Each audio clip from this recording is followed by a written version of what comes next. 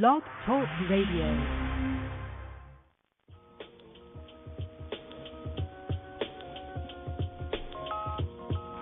92.3 The Box. With your host, Michael Campbell, Blog Talk Radio. Opening music by The Ronin. With special guests, Sindy the Scorpion Queen Amador.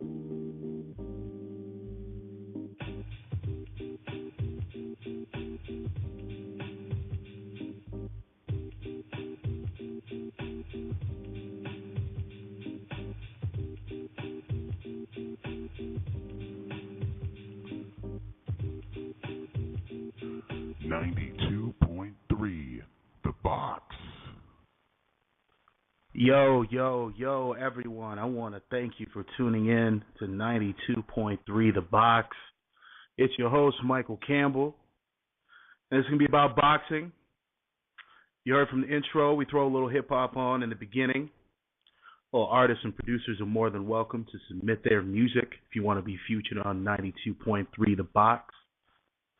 Anyway, it is June 5th, episode 1. We got a lot to talk about. We got a lot to recap. There was a big fight over in the UK.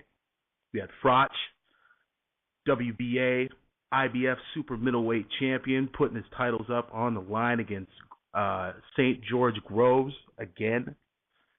After a controversial first fight that they had, the ref stopped prematurely, giving the victory to Carl Froch. So they went at it again. Also in breaking news, 7-time 4-division champion Eric Morales retires today.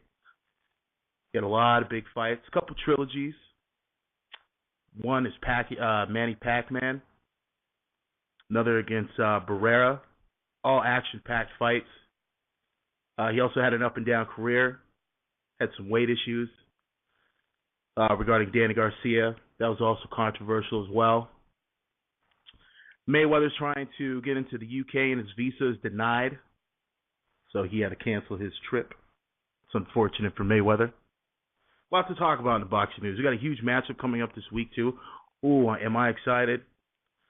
Miguel Cotto is challenging for his 4th division title in the middleweight class against the number 1 guy, Sergio Maravilla Martinez, the marvelous one.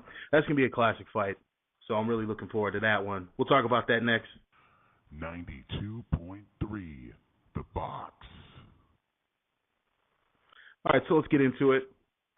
It's going to be the first show, so I really hope you guys are all really listening and enjoy the show. Let's talk about it. Let's talk about that Froch and Groves fight, man. 80,000 people attended that fight. They're recording that over 1 million pay-per-view buys. That's incredible, especially for that overseas market. That's big. That really opens up a lot of things. I've always had my personal opinion regarding markets overseas. I don't think they get as much exposure as they should over here, and that's really awesome for boxing together as a whole. I think everyone really benefits from something like that. There was no question on who won that fight. Groves kind of controlled it earlier in the rounds, and then he started to slow down, and Carl started to time him. The fight ended in spectacular fashion, which I think all big fights should end. None of that 12-round pity pat to victory. I think you should go for the knockout. I think you should go for that victory and solidify yourself as the true champion. So came down to it. Froch feinted, touched him with a left hook, which wasn't meant to land. It was meant to set up the right hand, which he did it brilliantly. Just touched him with the left hook. Right hand went up.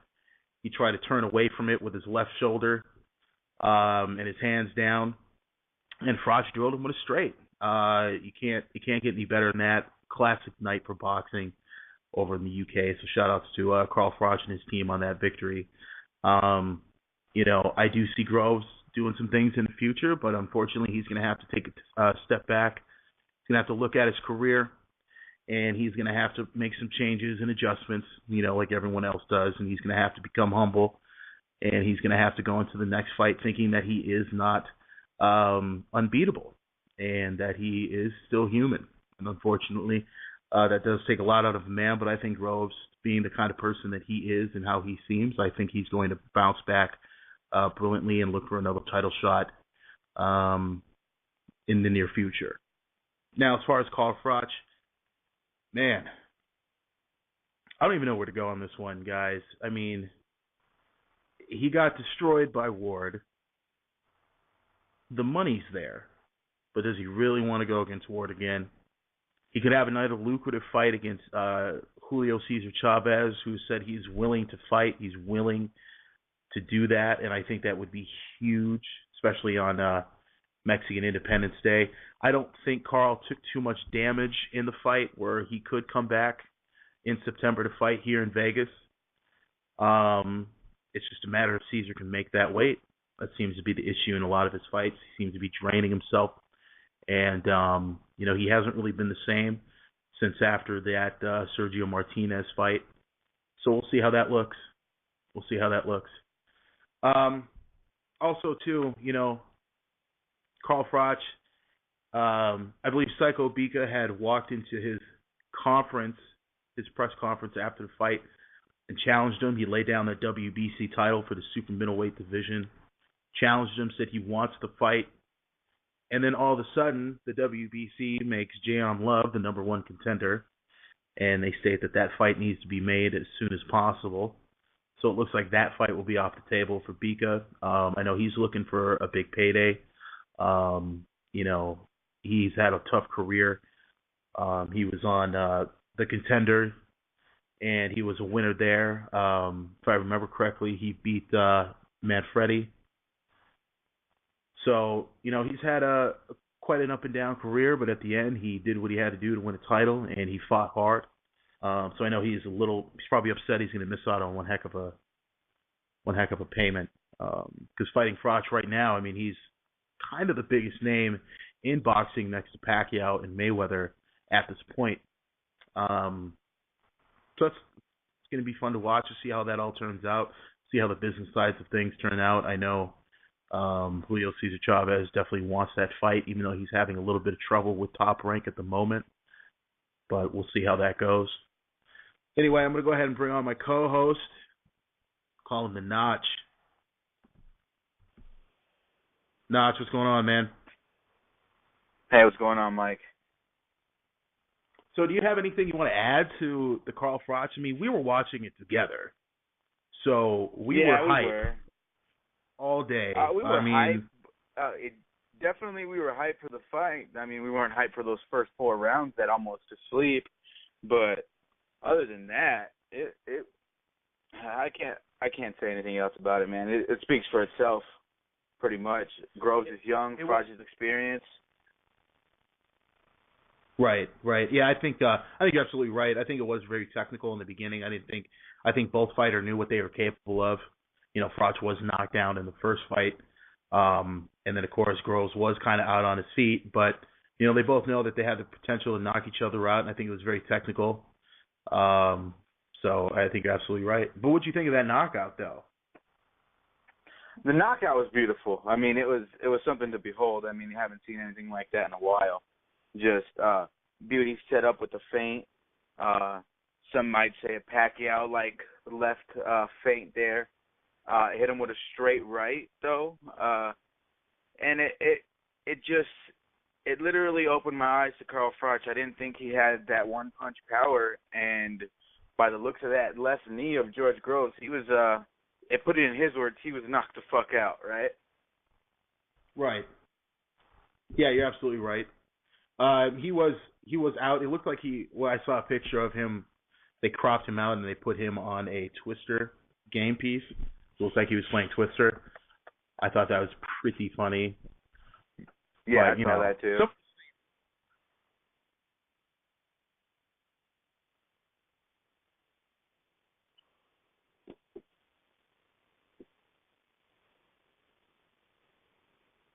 Hello?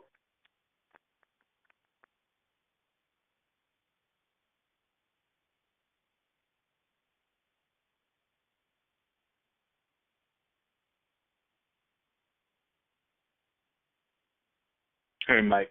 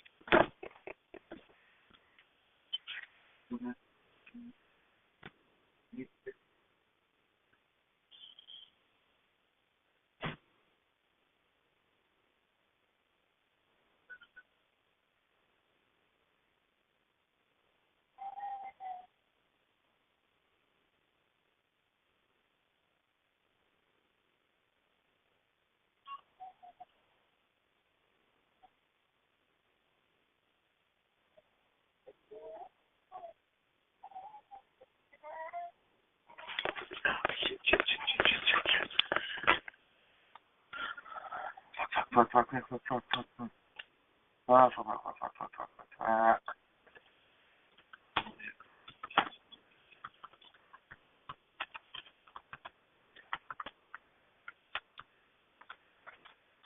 Yeah.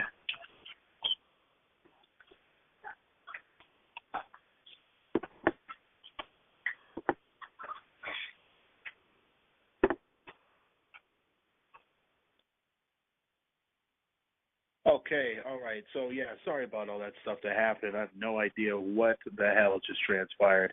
Anyway, so we're back to the show. Seems we have a little technical difficulty here, and the program for this has somewhat cut out. So anyway, let's go right back into it. Sorry for the whole delay. It was like 5 minutes of nothingness. As we were talking about, I think we were talking about knockout of the year, and let's go right back to Nacho on that one if you want to talk about it. I mean, do you think it was definitely a knockout candidate? It's definitely knockout candidate of the year for sure. I mean, I haven't seen any other knockouts quite like it this year. Yeah, it's definitely got to rank number one this year. I haven't seen a knockout like that probably in about 5 years. Oh, well, can't say that because, I sometimes tend to forget about the Pacquiao knockout, but that's just personal, Right. Yeah, knockout is definitely something else. Well, we won't talk That's about another that discussion for another day. Yeah, that fight's going to make a lot of people mad. We definitely won't get into that. That's definitely something that we do not want to do. So we'll definitely stay away from that one. Anyway, yeah. Let's see here. All right, so another news. I mean, let's talk about what else we got here.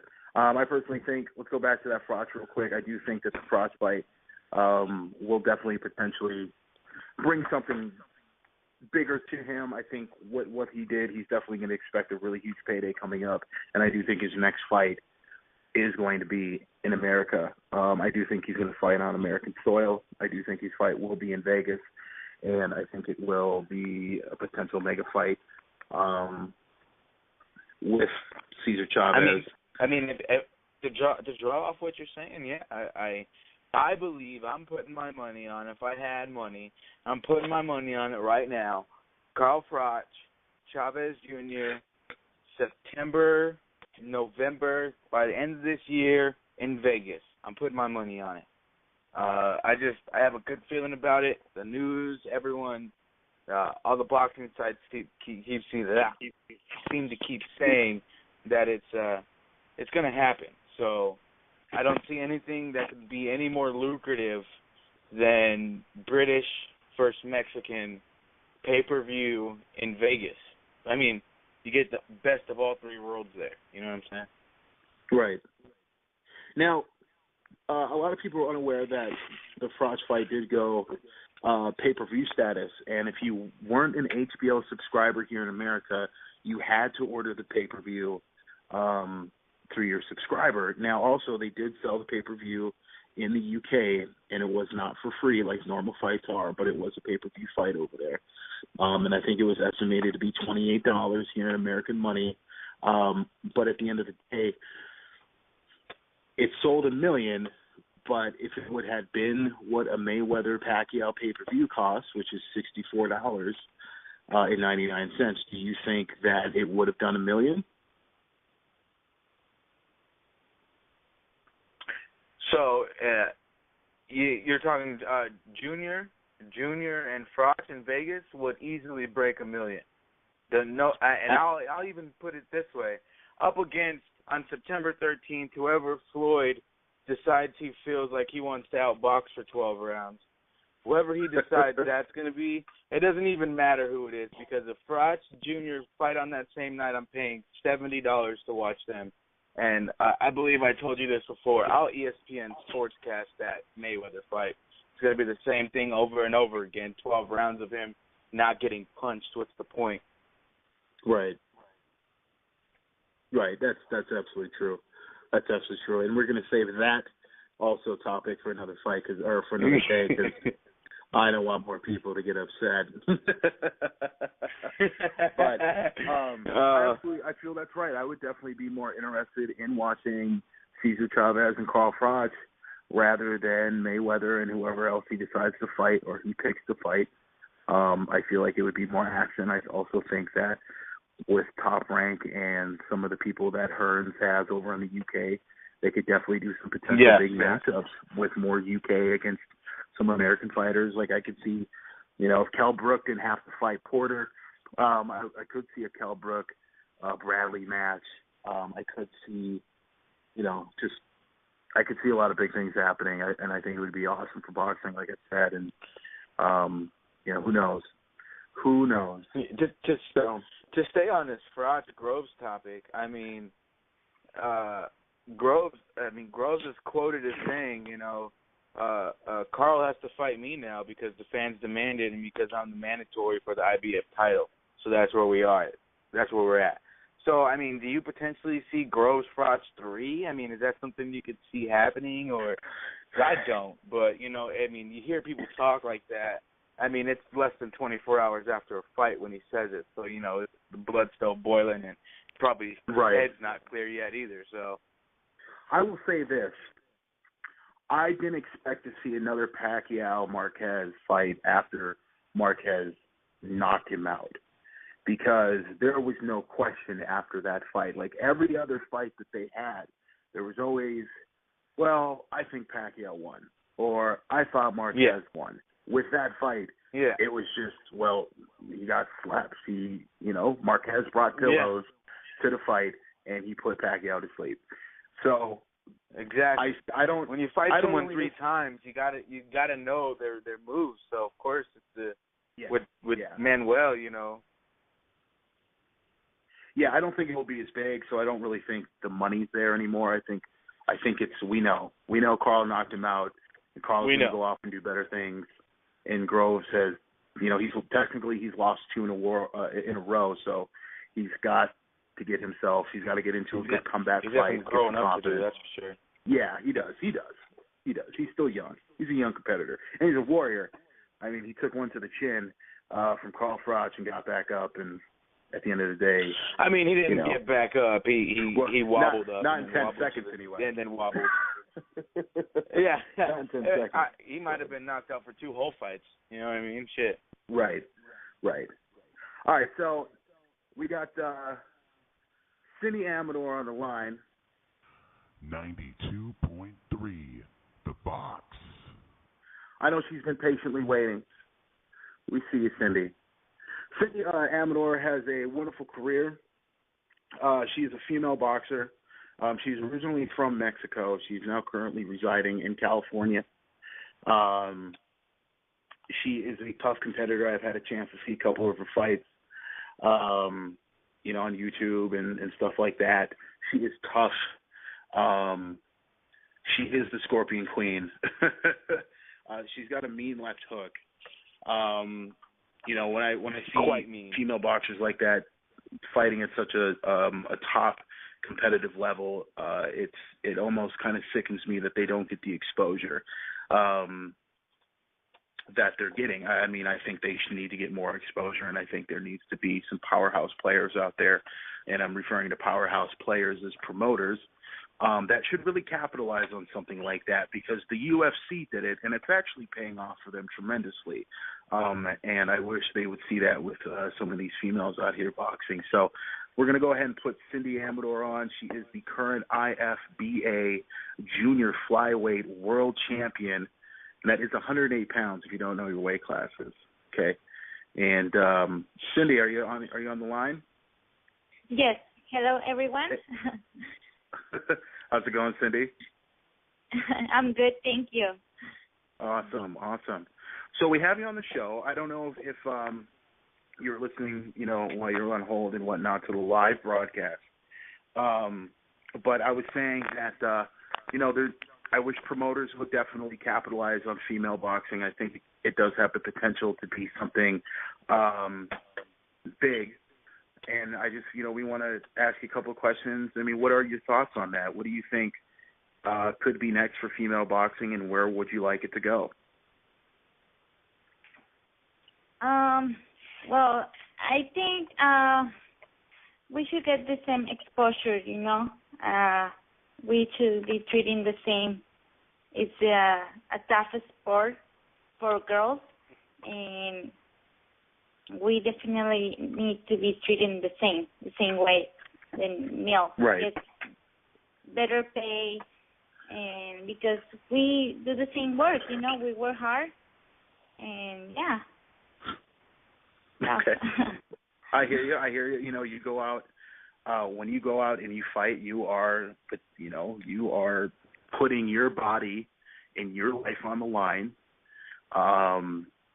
just the same as any other man that's going out into the ring and fighting. And I totally see where you're coming from. You guys train hard.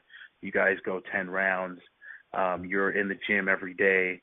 You're dedicating your life to a sport. And do you feel that you're not getting as much back as you are putting into the sport? Yes, I feel that it's not the same, and it's very, very sad because I love boxing, and I'm very thankful, that I can do what I love, but at the same time I invest more money than what I get, and that's just very, very sad, Right. I'm very thankful that I'm a champion. Thank God, thank my team. But it's tough, So you get. I thank God I reached my goal, but everything is not as it seems, I'm a champion and I'm very happy. It's been a long road, but at the same time I'm still the same. We don't have. Not everybody knows about me. And we don't get recognized as we could be, We don't get the same pay, and it's tough, yeah. Right. Okay, I hear you on that one. Now, with that being said, and that you feel that you're not getting as much as you're putting in, what continues to motivate you? I think my hope that everything is going to get better. Now that I'm a champion, I have to, keep fighting and just keep winning and hoping that things are going to change, Maybe I get signed for a good promoter and, things start changing. Like we can get more exposure and maybe a good opportunity, to go and fight in other countries and make more money, So, right. Yeah. Okay. And you are keeping pretty busy from it looks like. You've only fought once this year. You fought a couple of times last year. In 2012, you fought 3 times. So it looks like you're keeping it pretty busy, especially in 2011. You had a really big year. You fought 5 times. And you've only been pro since what, 2010? Yes. Okay. 2010. And it looks like your team's moving you up pretty quick, as you're already a world champion. Your record here is 12-1. You did suffer a loss last year around this time, and it was against a Jolene Blackshear, and that was for the interim IFBA title. Can you talk about that split decision loss? I mean, how was that for you, suffering your first career loss? What was the motivation for you to bounce back? I thank God because thanks to that fight, I'm the champion that I am right now. That just helped me, that just motivate me to keep going, to work in mistakes, and I really think, this is gonna make me stronger. I just need to keep working hard and train harder than before, I was asking myself, is this what I really want? Okay, I need to, let it go and keep working hard. And, that helped me a lot. That loss, I think that was the motivation that I need to keep going. And it was against a really tough girl, very great boxer, and a great person, Jolene Blackshear. I have a lot of respect and love for her. Yeah. That was a good lesson. Yeah. That was a good lesson. What yes. What do you think you did wrong in that fight against her? I think to be a boxer, you have to be not only physically and strong, but mentally strong. And at that time, I was, having so many drama in my life, a lot of issues. I was physically ready, sparring went great, and all the training camp, but mentally you have to be stronger, So I think I wasn't mentally ready for that because I just wasn't ready to become a champion at that time. I had a lot of pressure from my people, from my fans. Sometimes people expect a lot from you, and instead of your focus on yourself and your fight, you're focused more in the people that you don't want to let them down, You don't want to let people down because they believe so much in you. And I was just focused on that. I was this is my time. I don't want to lose. And I ended up losing, Right. So, now everything changed to me. I just don't try to focus on win. I just try to focus on fight with all my heart, and as always, and just do my best. Doesn't matter if I win or lose. To me, I'm a winner because I work hard and I work with all my heart for my people. That's good. That's really great to hear. That's actually good that you could admit that you weren't ready to become a champion, and that's where you found the motivation. That's actually good that you can acknowledge that, because I think that's the better part of the situation, is that you can acknowledge it, you can accept it, and then you can move forward. And it seems that's what you did, because you ended up getting a crack at the IFBA title against Amaris Quintana. Is there more pressure winning the title, or is there more pressure defending the title? I think it's more pressure defending the title because you work so hard for so many years to finally get what you want. Now the challenge is different, to keep it. And everybody wants that. Everybody is working for what you have. So it's more responsibility. You have to work harder because everybody's getting ready to take your belt, right? So it's more challenge and it's more responsibility now. So there's more pressure to hold on to that title. It's more pressure. Work so hard. Okay. Yes. Okay, I see that. Now, do you have any fights coming up? I mean, is there someone that you want to fight? You want to go out and capture more titles? You want to move up in weight? You want to move down in weight? Talk about your career. Where do you want it to go next? I don't have any fights yet. I just fought May 16th. But I'm always in the gym.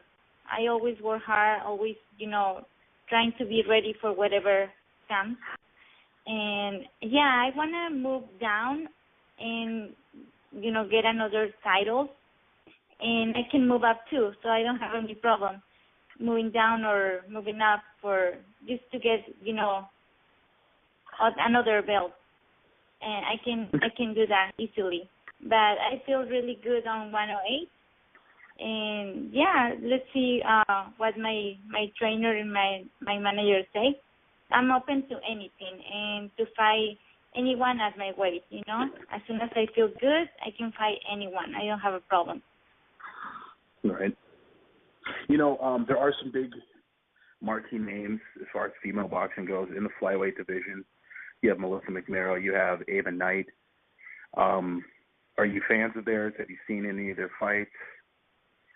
Yeah, I'm fan of both of them. Yeah, I love. I have a lot of respect for Ava and for Melissa McNarrow. I think they both really good. They inspire me to be the best. Yeah, because they've been fighting like more time than I. They were already pro when I wasn't even debut. So, yeah. Okay. All right. Awesome. Now let's move over to a whole other subject. Let's get to outside of boxing. Sindy, let's talk about you. How are you outside the ring? What do you like to do? I hear that from around the way you're looking to start up your own business. Let's go into that. Yes. Well, outside the ring, I'm very calm. I'm a very sweet girl, and I'm very positive and always happy. Try to be happy, and I'm starting my business as a personal trainer because I was recently working for a gym. So I just decided to, I can do that by myself. And, nothing better than have your own business. And I want to share, my knowledge as a personal trainer from everything that I've been learning through the years. Help another, woman to lose weight and everything. Okay, so you definitely like helping people out, being physically fit. Obviously, being physically fit comes with a lot of upsides to it. You feel better about yourself. You got more energy. You're healthier. You're happier. Healthy diet, happy mind sort of thing. So that's really good. You said that you had worked for another gym, and now, why not do it for yourself? So you have a business mind of, why am I going to go make those guys rich where, I can obviously bank on getting a steady income for myself. And I definitely applaud that. I'm definitely business-minded as well. So that's yes. for you. Now, when you're doing your physical training, are you going to be teaching boxing on the side? I mean, are you going to have some people that might want to learn a little bit of boxing? Or are you just going to keep it from a physical training standpoint? I'm thinking I'm going to have a boxer-side class, conditioning training, and private sessions, and boot camps on the weekends. So it depends boot camp. on the client what they need to do. So I'm open to do anything. I know enough to be good. For all my listeners out there, I challenge you guys, if you've never actually done one boot camp training in your life, to go out and do a boot camp training, because let me tell you, they are tough. You'll feel like your arms and your legs just want to completely fall off of your body, but you wake up feeling that burn and feeling that sore sensation. It'll make you want to go out and do it again. So I suggest everyone go out there and get one of those, because those are brutal. I've done a couple of boot camps in my day, and there's nothing. It's like a bittersweet moment. It's very satisfying, but you're also just, you can be in absolute pain if you're not ready for it. So, do you think you have the stern abilities to be a good physical trainer, because you have to be very motivational to be a trainer as well? Do you think you have what it takes? I definitely do have what it takes. I've done that before, and people like me for that, and they look for me. You know, some people, they just don't want to sign in a gym because they're looking for me. They like what I do and what I teach, and, you know, now is the time to do it. Yeah. Yeah, you know, next time I'm in California, I'm in your area, I'm going to have to sign up for one of those boot classes, Cindy, and you're also going to have to teach me that left hook you got there, because that thing is brutal. Is that that's not your favorite punch, is it? You like the left hook? I'm sorry? I said, do you like the left hook? I do love the left hook to the body and to the top. That's my favorite punch. Head body. Gotta love that. That's good. That's good to hear. Well, I'm very glad that, you know, you're doing what you love to do. You're fighting. You know, perseverance is everything. You're doing a fantastic job. We here at 92.3 The Box really think you're going to do amazing things inside the ring and outside the ring. We look forward to watching your career grow, watching you grow. As soon as you get more information regarding your training company and doing all the physical training and training people, let us know. We will definitely shout you out. We will definitely try and get as many people to sign up, and so, you know, you can continue to grow as a person, as just as a human being trying to help people out. I think that's fantastic. Thank you very much. I will. Yes. I'm working on it, and it's coming soon. Yes. Right on. So also, too, real quick before I let you go, my co-host Nacho here, he's on the other line. Nacho, do you have anything you want to ask Cindy? You got any questions for her? I don't have any questions for her at all, man. I think her whole story is inspiring, man. She's awesome, dude. Just out there doing what she can with what she's got, and achieving above and beyond what you know, probably anyone would expect her to, man. She's just awesome. I'm proud of you, Cindy. Thank you so much. I appreciate that. Head on. Any other information you want to tell the fans out there? Should we expect another fight this soon or this year, or are you going to take some time off? And I'm hoping that I'm gonna fight soon. I like to be active, you know, and for this fight I'm totally good. Like, I don't get a cut. I'm perfect. So I'm working in the gym. So I'm just waiting for the next one. You know, I'm ready. You're ready. Do you yes. only fight in California? Have you fought anywhere else outside of your area? I have not, but that's one of my goals, you know, to start, you know, going to different places and hopefully travel, you know, to different countries, Germany and Japan. Yeah, I'm looking forward to do it. Oh, wow, you're looking to do big things. So you're looking to really travel, not just go next door to Arizona, but you're really trying to go worldwide with it. Yes, definitely, yeah. I want to see the world, and I want to show what I can do everywhere. Well, we definitely wish you the best, Cindy. I want to thank you for definitely coming on the show, telling us about yourself. You know, I believe that female boxing definitely needs to grow. I think these guys need to get their heads out of their asses and definitely capitalize on what's in front of them. And I think they're definitely missing out and with people like you, we can definitely expect bigger things in boxing. So, Sindy Amador, I want to appreciate you. Thank you. Go ahead and let everyone know your Twitter name and your Instagram name. I know you want to shout that out and promo yourself, so if you want to let people know. And also, how do you say the Scorpion Queen in Spanish? I can't say it. Alacrana.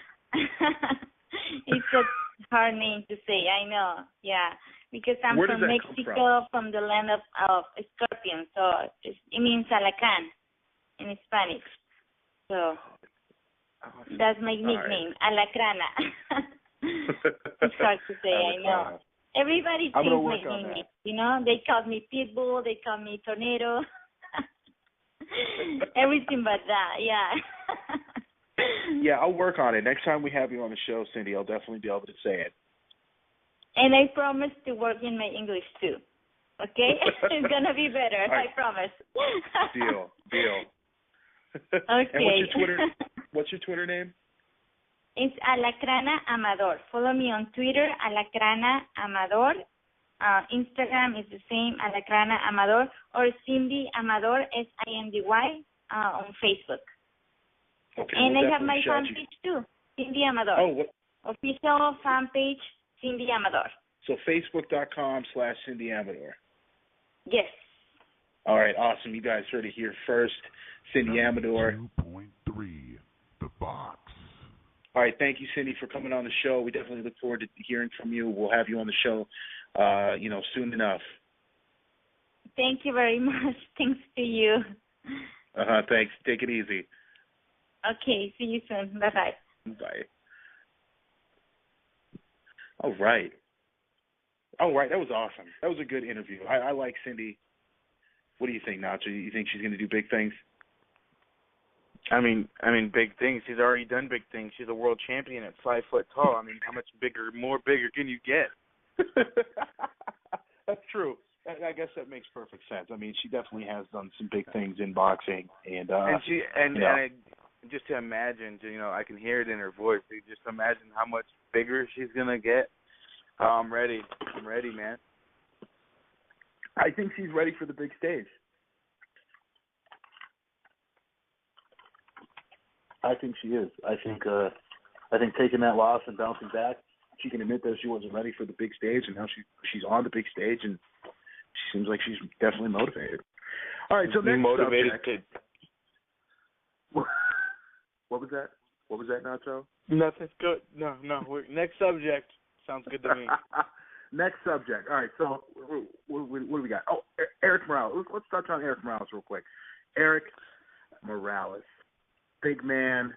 Wait. I shouldn't say big. I mean, when he's not fighting, he's big. Well, I mean, that could be due to the PED usage, but we don't know about that. Right. Well, I mean, he did test positive. He was trying to cut weight.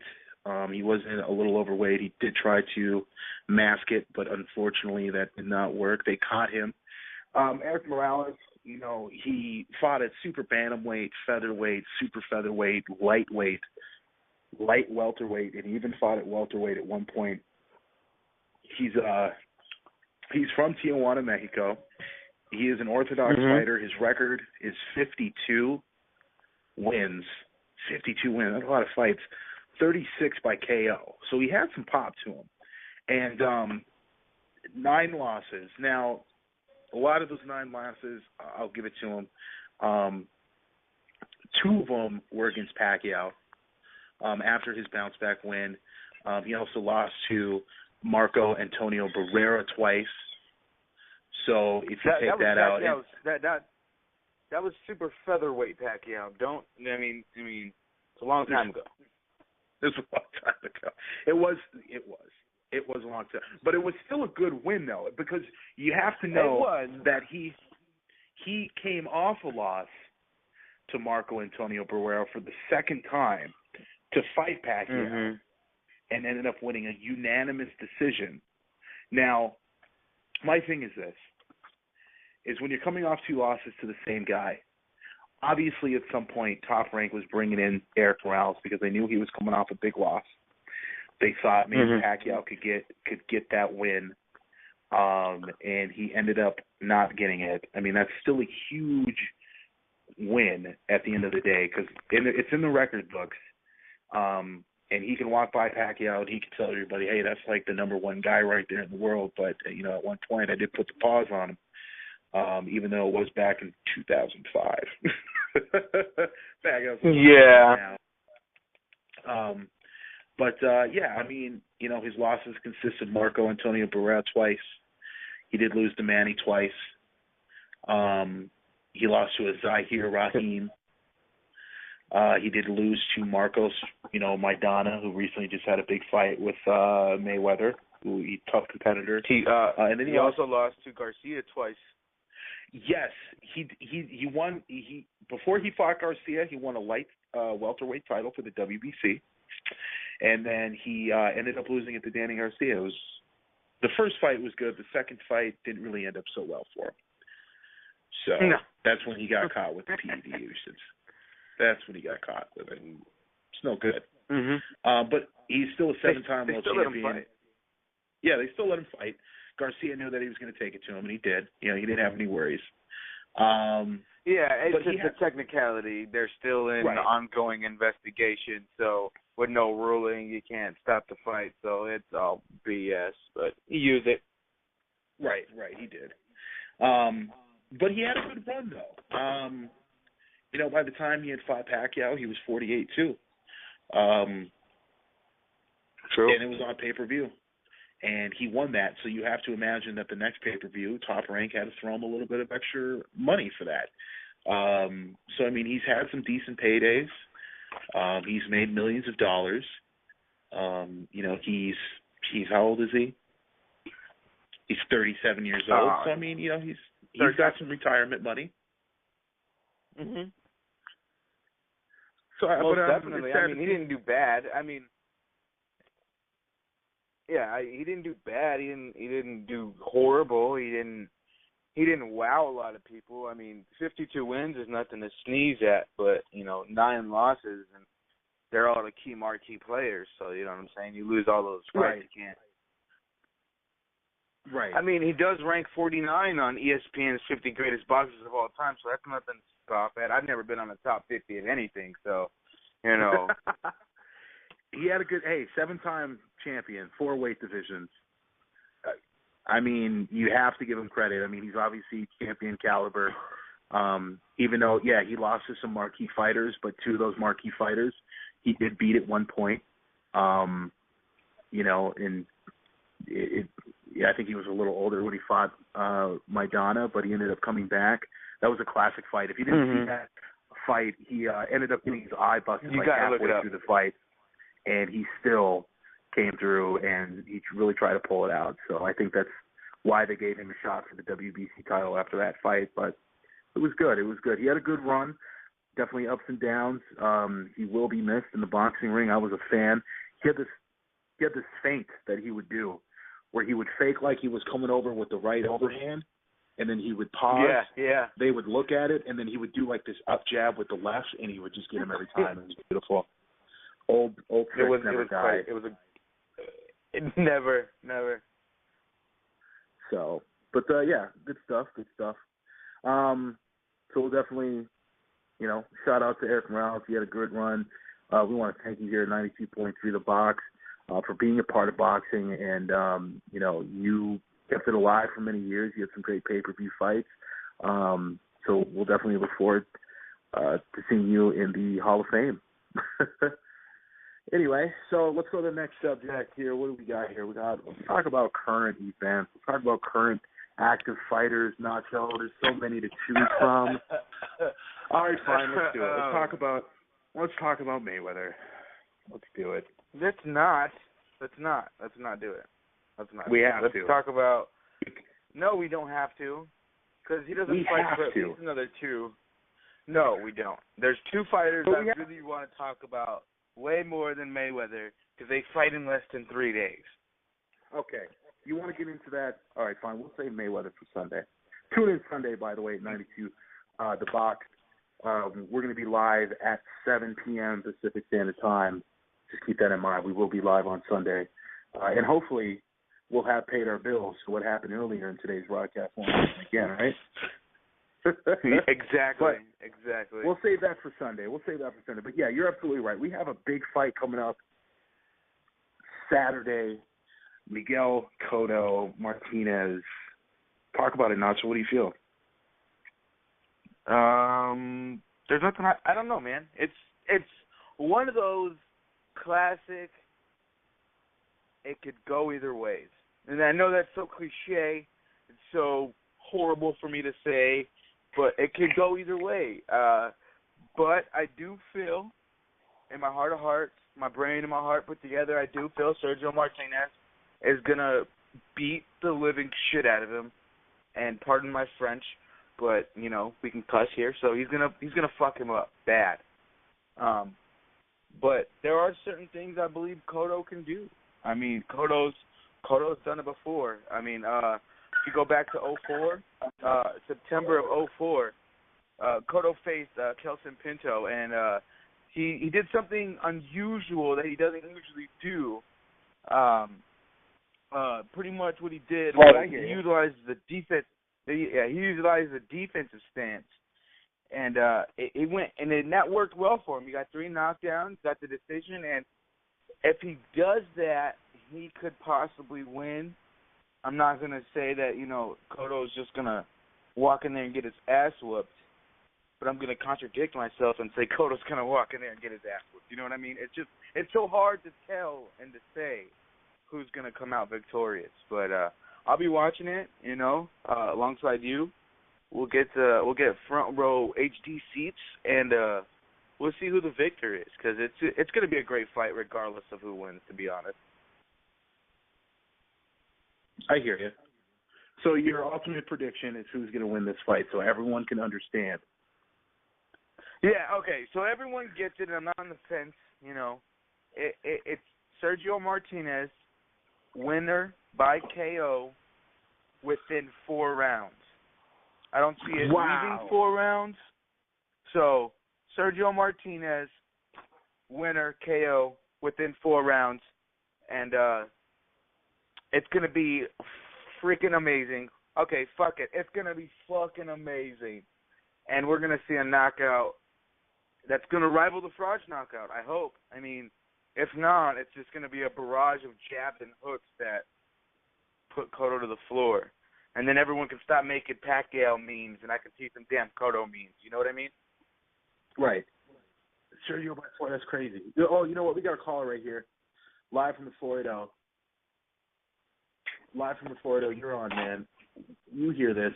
Nacho is giving his prediction that Cotto's going to get knocked out in 4 rounds. Who do you think is going to win that fight, man? Sergio Martinez or Cotto? Live from the 480, you're on.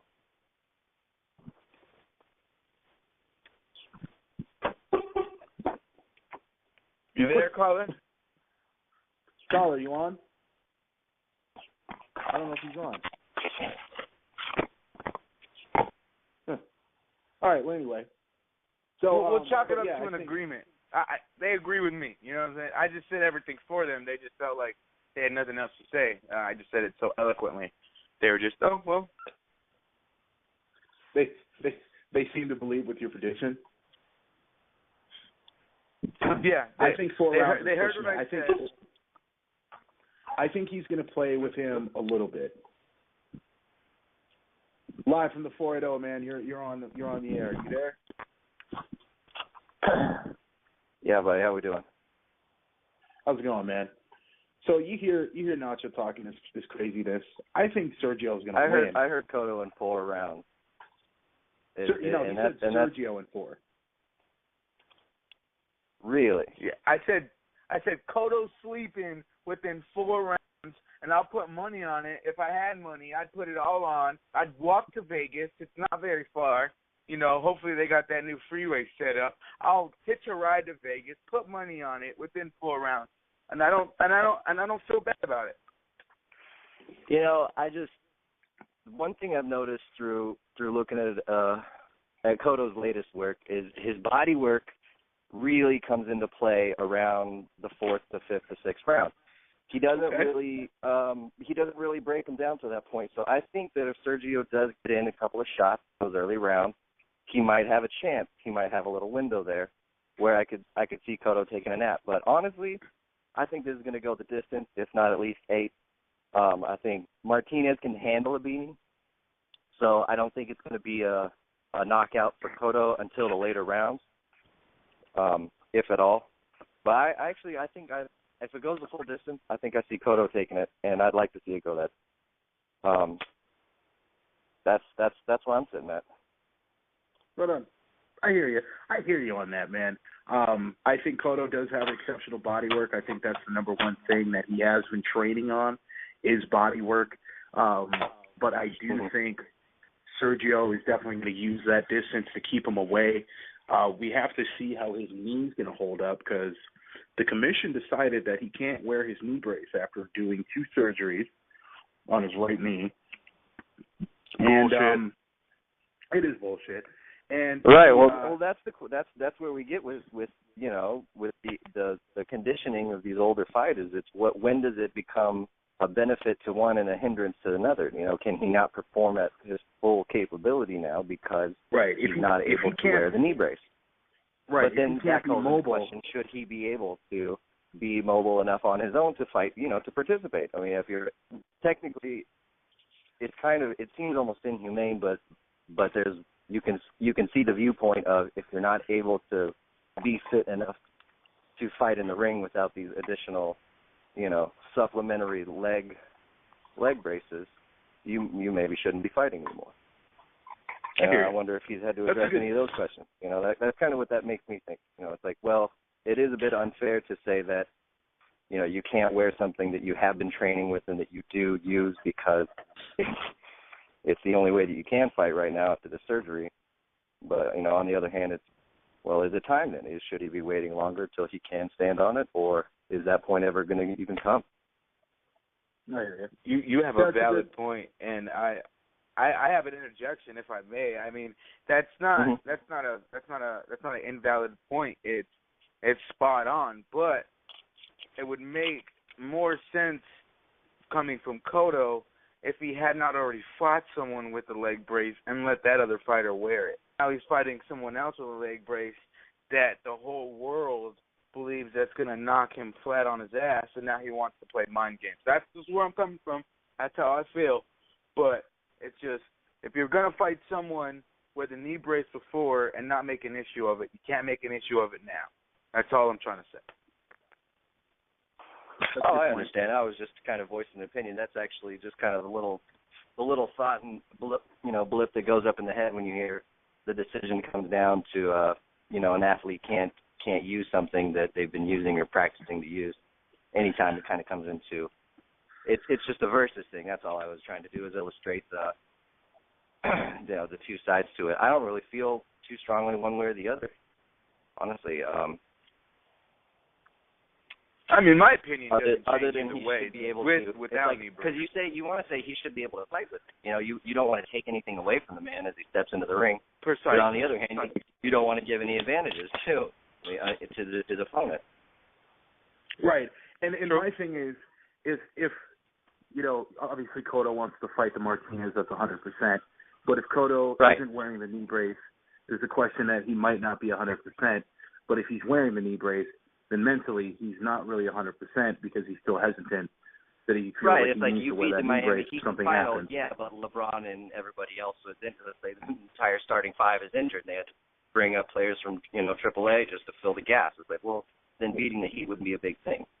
That's a totally random scenario, obviously, but it's just to illustrate the point of, I agree with you. Beating someone at 70% doesn't mean you've beaten them. It's kind of hard to wear that belt when everybody knows, well, he couldn't stand on one leg for the entire fight. And no shit, you beat his ass. Right. Yeah. So Exactly. I feel Martinez is too old and too mature in his mindset to let these mind games get to him. And I mean, if you haven't seen it, I suggest you go see it. Max Kellerman does an excellent piece called Face to Face. Miguel Cotto and Martinez, and if you just look at the way he looks at Cotto the way he's talking to Cotto, he just sounds like he's ready, and it doesn't matter if he's wearing a knee brace. Well, there's no question the mental readiness. I mean, Martinez has always been. Sorry, I didn't mean to interrupt you. I agree with you. There's no question that mentally he is prepared, and probably more so in this part of his career than he has at any other point, because he realizes how vital it is to remain relevant as an entertaining boxer. Exactly. There you go. And that's what I like. Is this going to be the hurdle that trips him up, though? You know, is this going to be the difficulty at the end of the career, or is it just one more boulder on the mountain to climb? Mhm. All right, and then so he scales it easily. I want to thank you for calling. We got another caller on the line. We're going to go ahead and click over. Yeah. Thank you, sir. I appreciate you having me. All right, man. Yeah, it's going to be good stuff. All right, so we have another caller on the line. Go ahead and state your name. Where are you from?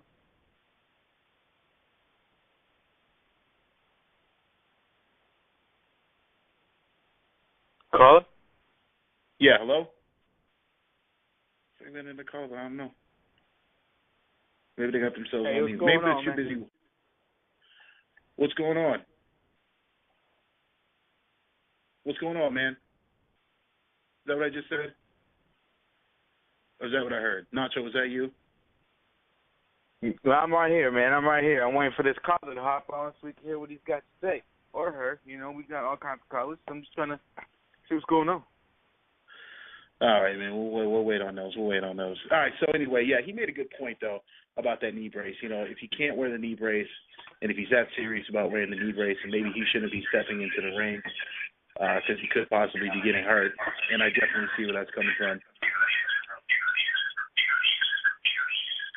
I see where he's coming from. He totally had excellent points.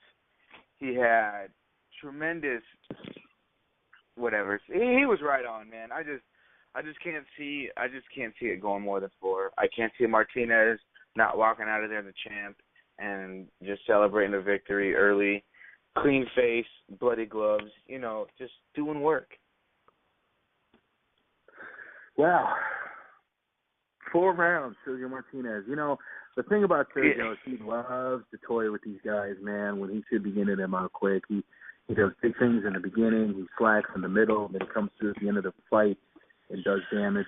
I hope he doesn't play with Cotto because Cotto will be the smartest fighter he's ever faced in his career, the more experienced fighter he's ever faced in his career.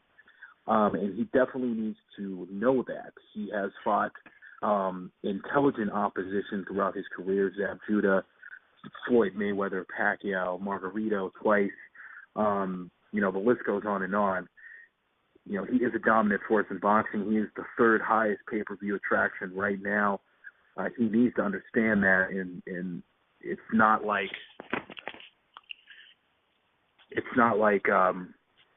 you know, how do I put it? It's not like Cotto has kind of cherry-picked, quote-unquote, his career or, you know, selected his opponents. I mean, he fights guys and he wants to fight everyone.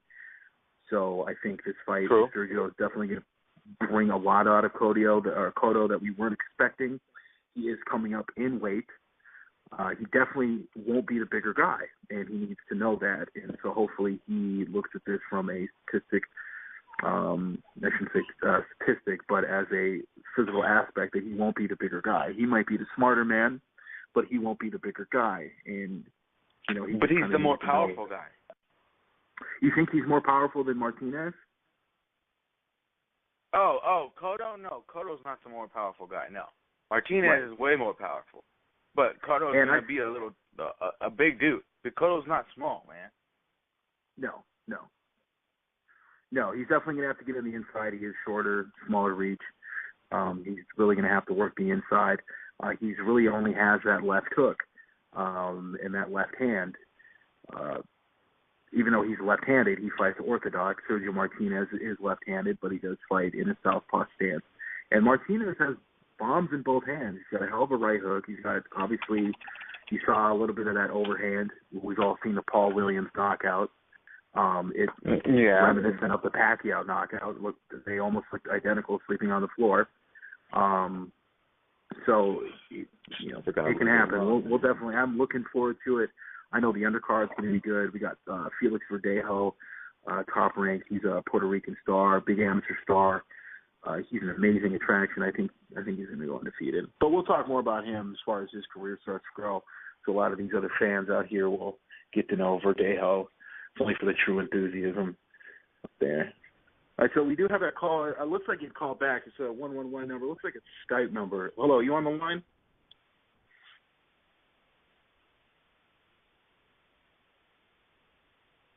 Yo, caller, you on the line?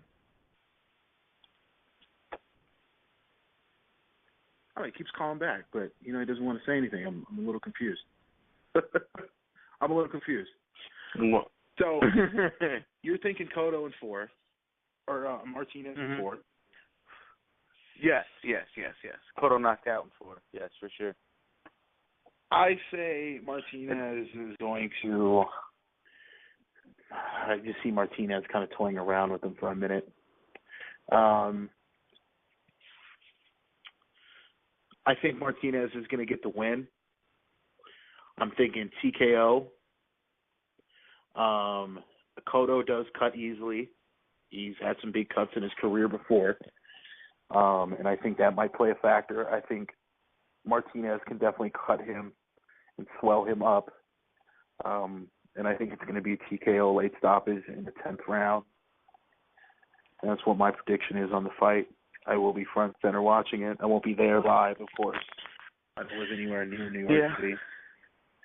But I will be watching it on the televisual. So definitely looking forward to that fight as well. But so you said you wanted to talk about another fight, Nacho, right? You said 2 fights. Is this what I'm hearing? 2 fights. I mean, we could talk about Canelo Lara. We've got some time. Oh, I think we got a little bit of time to talk about Canelo Lara. We could save that for another show. I mean, we can't give everything away. We've got some time. They don't fight till July. We got Miguel Cotto. We have Sergio Martinez. Sorry, drawing a blank there. Sergio Martinez, Miguel Cotto on Saturday. We got 55 inches of HD to watch that bad boy on. And then, next week, I don't know if you know this. I don't know if you remember this. But next week, Ruslan Bavaknikov makes his return back to the ring. I'm a big fan of Ruslan. He's ugly as shit. I am too. Fuck, he can fight. He is the most gruesome-looking man in all of boxing when he is angry. But God, very much so. He can. And he is throw, a slugger, man. And throw. He wears his heart on his sleeve, and I thought that Bradley fight was close. I think, part of me thinks that he should be the welterweight champ instead of the junior welterweight champ. He's a WBO light welterweight champ. Yeah. Right. And I expect big things in his career. I wish he could fight Danny Garcia for a title unification. I wish that would happen. I would sell a lot of things that I own for that fight if that fight were to get made. But yeah, Ruslan Bavaknikov is fighting next week. I didn't forget, but I kind of forgot because I'm so excited about Sergio Cotto. He's fighting Chris Algieri. I think that's how you pronounce his last name. I hope I didn't butcher it, but yeah. I've just been so psyched about this Cotto fight. It's like a match made in heaven for me. It's like I'm playing Fight Night, but it's really happening, and I don't know what to do with myself. But it's in real life. But it's in real fucking life. I love that. So everybody tuned in to 92.3 The Box. You know where you're at right now. 92.3 The Box. We're sitting here live, man. I'm chopping it up with Nacho. We're talking about boxing. We've covered a lot of things, man. We had Sindy Amador, on the show. She's fantastic. She's awesome. She's lovely. She is lovely. We talked about Carl Froch, Groves, what's next for them. We talked about, Eric Morales. We talked about Cotto, Sergio. We're now talking about Ruslan Bavaknikov. Call in 657-383-0198 if you want to get on the show, talk a little boxing with me and Nacho. 92.3 The Box, man. We love boxing over here. It's all day, every day. So I mean, yeah, Ruslan Provodnikov, I obviously think he's going to blow Algieri out the water. I'm expecting a beatdown knockout. I'm expecting the guy to maybe not even get off the stool for the third round. He's got power in both hands. For real, he doesn't stop. He just keeps going. He ate well blubber. 100%. He ate well blubber for like 15 years of his life. Nobody's going to knock him out. I don't think he's going to get knocked out at 140. I mean, he could get beat out boxed at 140, but he's coming to win. He's coming to hurt you. Happen. Yeah, he's coming to do damage. Obviously, he trains under Freddie Roach, so he's getting the best of the best training there. Freddie Roach I was just going to say that Freddie Roach is an offense. He's an offensive guy. He loves offense. He loves their guys to press forward, and obviously, there's a lot of people that don't do it as good as Ruslan do it. So, I mean, he's very happy with that. So I think that's going to be a good partnership. Two things on Ruslan Provodnikov. I'm just calling him Ruslan. Two things on Ruslan. First question I got for you. I've been doing a little research, and I hear Freddie Roach does not intend to stand in the way of a Pacquiao-Provodnikov fight. But he says he will train Pacquiao, but he won't stand in the way of it, and he doesn't calm it down. What would you think of a fight like that? And on another note, do you see Ruslan Bradley 2 in the near future? I do. If that fight were to happen, Bradley definitely has to stop weighing or lifting weights. I think he's more concerned on how his body looks, coming into a weigh-in. When he trains, he's on a vegan diet, strictly vegan diet. He needs to put a little steak in his life. Maybe he'll have some power. Get some power in those punches. Eat a real steak. I know what you mean. Eat a real fucking steak. Those garden burgers. I get any power. You're just looking good.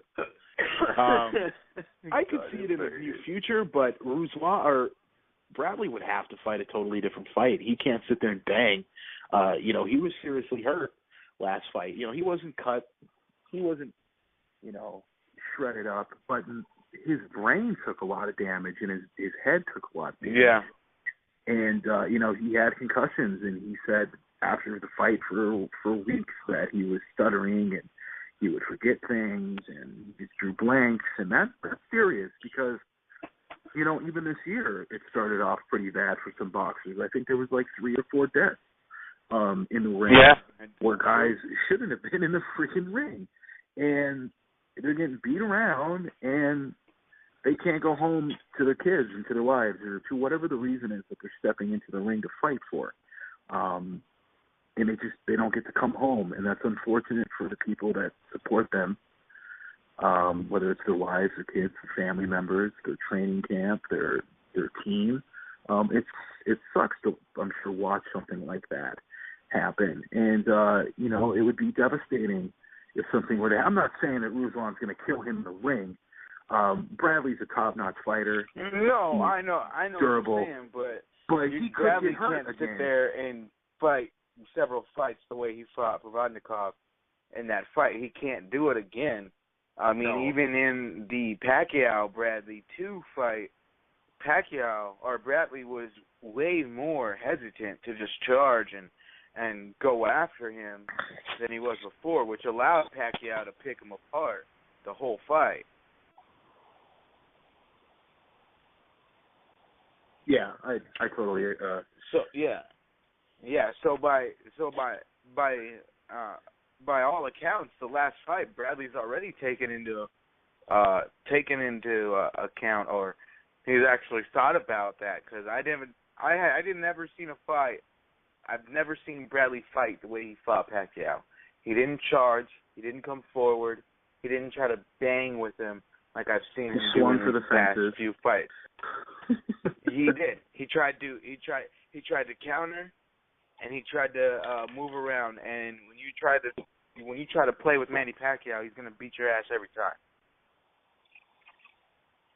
Yeah, he really physically exhausted himself in the first couple of rounds, and that's why I thought he was gonna get on the ropes, and that's why he was just getting on the ropes, like, you know, waving him to come and, you know, come on, swing, let me show you that I can, you know, what is he, fucking Neo? You know, like, he can dodge maybe a couple of punches, but Pacquiao can throw combinations of like 10 punches, and they're gonna hurt every time. So I think he fought that fight really stupid. I think if he really, really was at his A game, I think he could have outboxed Pacquiao the same way he did Marquez. But I think he went into that fight a little cocky. I think that fight with Marquez gave him cockiness. You know, Marquez is a top contender. He'll be one of the top 50 fighters. And you go and get a win against him, you're going to act all freaking... A convincing win? Yeah, you get a real convincing win like that. He's going to think he's hot shit going into the next fight. I think he did. I think he really tried to knock him out, and it didn't work for him. And unfortunately, he depended on knocking him out for the whole fight. Yes, he did. I think it was I'm going to knock Pacquiao out, or I'm not going to win this fight. That's how his thinking had to have went, because there's no way you fight the fight he fought and think you're winning through 8 and you're just getting pounded in the face as much as he did. He was trying to knock him out, and he was unsuccessful because he didn't fight him 3 times prior to that like Juan did, to know every move that Pacquiao was going to do, to try to play that kind of game with him. That's how it is, man. And I also do think that the previous fights Bradley had, he hurt his head a lot, and he was well aware of that.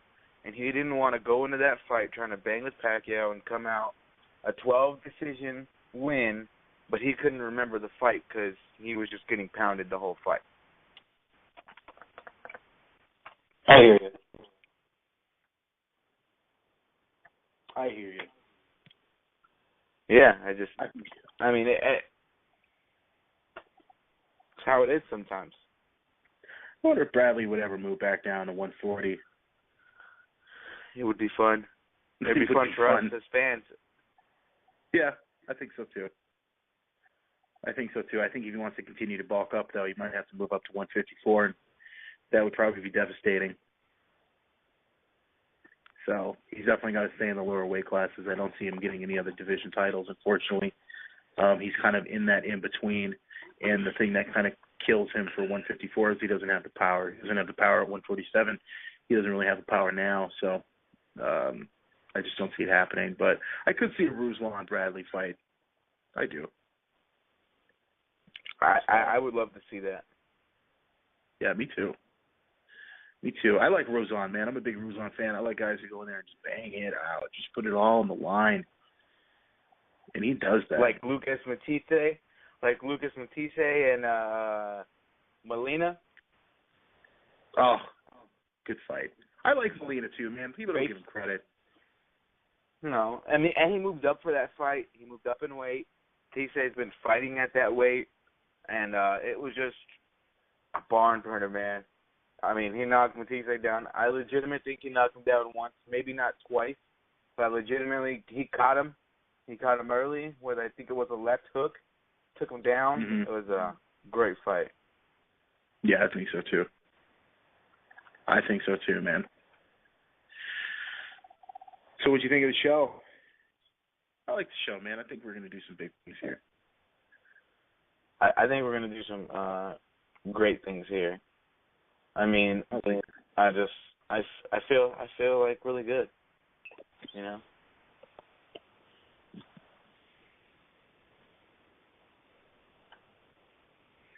Yeah, it's gonna be good stuff. Real quick too, we're gonna be live on Sunday. We're gonna be live on Sunday at 7 p.m. I'm getting hit up here on my phone. My phone's blowing up. People are now tuning in, man. They listen to the show. We're going to be live on Sunday, 7 p.m. Pacific Standard Time, blogtalkradio.com/ 923ThaBox, and that's the with a THA. Again, that's blogtalkradio.com/923ThaBox. You can follow me on Twitter at MptcExperience. You can follow my boy Nacho. What's your Twitter name? At Nacho8610. You can follow me. Instagram at Derek's Dad 8612. Follow me. Holler at me. I'm up there. I got my son. You can see him. Aaron Rodgers, baby. Sorry, got to throw that out there. Oh, that's right. Yeah, he's a Packers fan. We definitely don't want to get into that. That's going to make a lot of people. I think more people. We don't want to. Yeah, we don't have to get into that. We can get into a little finals action. Got a little first quarter, 5:18 left. Spurs up by 5, 18-13. We love boxing. We cover everything. You know what I'm saying? We got the NBA finals. We got to get. That's right. The finals are going on right now. Spurs are up by 5. That's good to hear. You know what I'm saying? Yeah. Follow Nacho8610 on Twitter, man. He's always laughing it up. He's got bad sports coverage. He's, how is that crazy? I'm a Vikings fan. He's a Packers fan, and yet, we're working together. I don't know how that goes, but we're definitely going to leave you with some music by my man Ronan.